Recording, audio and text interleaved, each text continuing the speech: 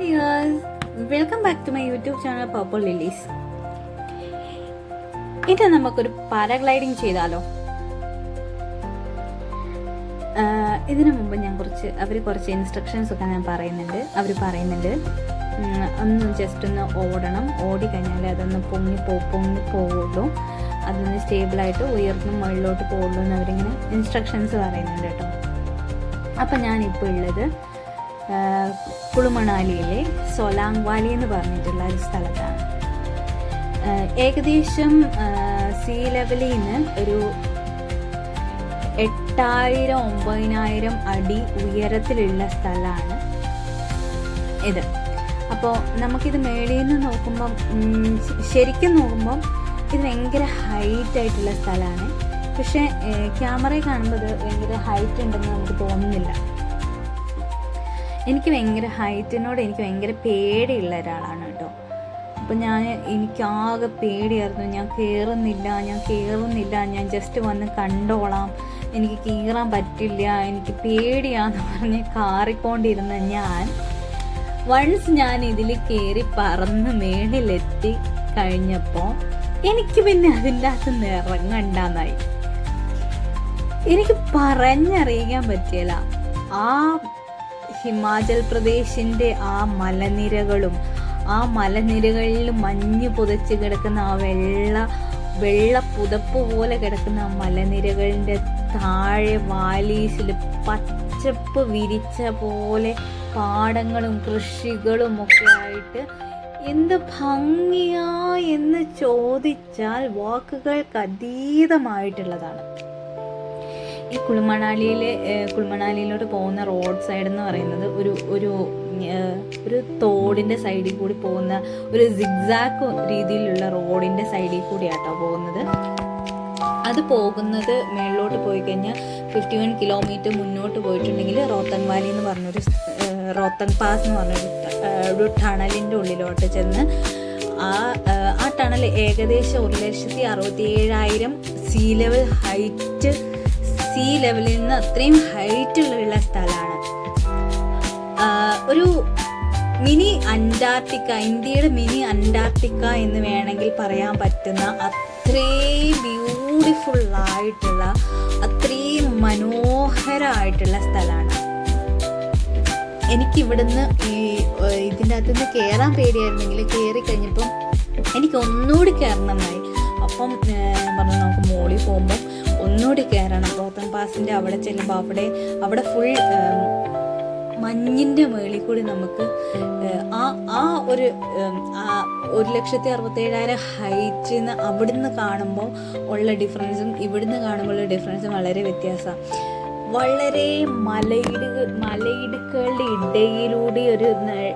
ഇടയിലൂടെ ഞെങ്ങി പോകുന്ന റോഡ് ചെന്ന് മുറിച്ച് അങ്ങോട്ട് ആ റോത്തങ് പാസ് ചെന്ന് മുറിച്ച് കടന്ന് ആ ടണൽ കടന്ന് പുറത്തോട്ട് എത്തുമ്പോഴുള്ള ആ ഹെവൻലി ഫീലിംഗ് പറഞ്ഞറിയിക്കാൻ പറ്റത്തില്ല.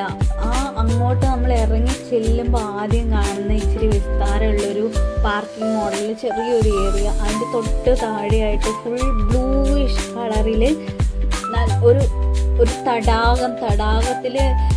തടാകത്തിൻ്റെ ചുറ്റും ഇങ്ങനെ വെള്ള പുതച്ച് കിടക്കുന്ന മരങ്ങളൊക്കെ ഇങ്ങനെ ചില്ലലിങ്ങനെ മഞ്ഞിങ്ങനെ തൂവി വിതറിയ പോലെ, ഇങ്ങനെ പഞ്ഞി വിതറിയ പോലെ കാണാൻ എൻ്റെ അമ്മേ, എനിക്ക് ഇപ്പോഴും എൻ്റെ കൺമുന്നിൽ എപ്പോഴും ഞാൻ അവിടെയുള്ളൊരു ഫീലിലാണ് ഞാനിത് പറയുന്നത്. അത്രയും മനം മയക്കുന്ന കാഴ്ച എന്ന് വേണമെങ്കിൽ പറയാം.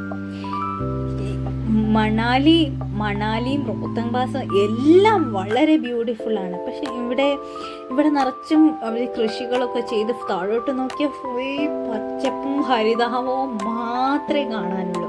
അതിൻ്റെ ഇടയിലൂടെ അരിച്ചു പോകുന്ന ആ ചെറിയ നദിയും പറഞ്ഞറിയിക്കാൻ പറ്റാത്തത്ര സന്തോഷവും, ചുറ്റും നോക്കുമ്പോൾ കാണാൻ പറ്റുന്ന വലിയ ഹൈറ്റിലുള്ള മലയിടുക്കുകളും അതിൻ്റെ ഇടയിൽ നമ്മളിങ്ങനെ പറന്നിങ്ങനെ കളിക്കുന്ന ഒരു ഫീലാണ് ഭയങ്കര. അവരുടെ ഹാൻഡിലാണ് അത് അവർ എത്ര ഹൈറ്റ് പോകണം, എത്ര ഹൈറ്റിലോട്ട് പറന്നുയരണം, ഇത് അവർക്കത് ഹാൻഡിൽ ചെയ്ത് നമുക്ക് സിഗ്സാക്ക് ചെയ്യാൻ പറ്റും, നമ്മളെ തലകുത്തി മറിക്കാൻ പറ്റും, എല്ലാം ചെയ്യാം. അവർക്കത് വെച്ച് അവർ ഭയങ്കര എക്സ്പേർട്ടായിട്ടുള്ള ആൾക്കാരാണ്. അവരിങ്ങനെ മറിഞ്ഞ് ഞാൻ അപ്പുറത്തോട്ടൊക്കെ നോക്കുമ്പോൾ എല്ലാ ആൾക്കാരും നിലവിളിക്കുക, എന്താ ഇതെന്ന് നോക്കുമ്പോൾ അവർ തലകുത്തി മറിയാ. എന്നോട് ചോദിച്ചു ചെയ്യട്ടേന്ന്. വേണ്ട, എനിക്ക് പേടിയായതുകൊണ്ട് ഞാൻ പറഞ്ഞു വേണ്ട എനിക്ക് വേണ്ട.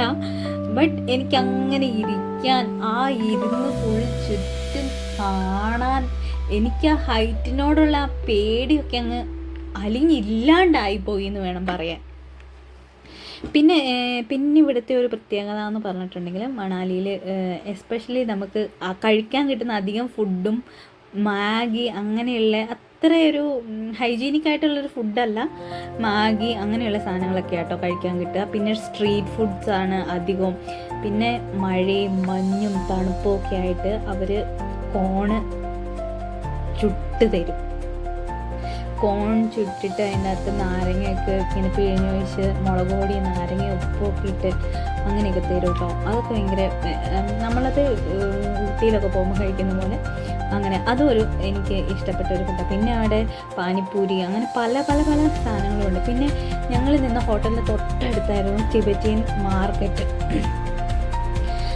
രാത്രിയിലെ അവിടുത്തെ കാഴ്ച, എല്ലാ ആൾക്കാരും അവിടെ വന്ന് എൻജോയ് ചെയ്യുന്നു. ഭയങ്കര ഭയങ്കര ഡി ജെ പാട്ടൊക്കെ വെച്ച് ഫുൾ ഓൺ എന്ന പോലെ ഫുൾ ഓൺ അങ്ങനെ.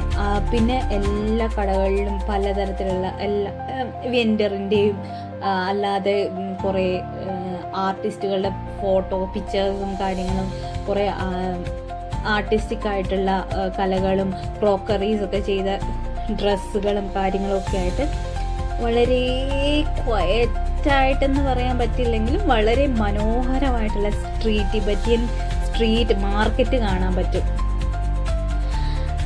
അങ്ങനെ വളരെ മനോഹരമായിട്ടുള്ള കാഴ്ചകളായിരുന്നു നമുക്ക് മണാലിയിൽ കാണാൻ കഴിഞ്ഞു. പിന്നെ അവിടുത്തെ ഒരു പ്രത്യേകത എന്നുള്ളത് അവിടെ അവർക്ക് എസ്പെഷ്യലി അവിടെ കഞ്ചാവ്, ഹുക്ക അങ്ങനെയുള്ള കാര്യങ്ങളൊക്കെ അവർ പബ്ലിക്കായിട്ട് ചെയ്യുന്നുണ്ട് കേട്ടോ.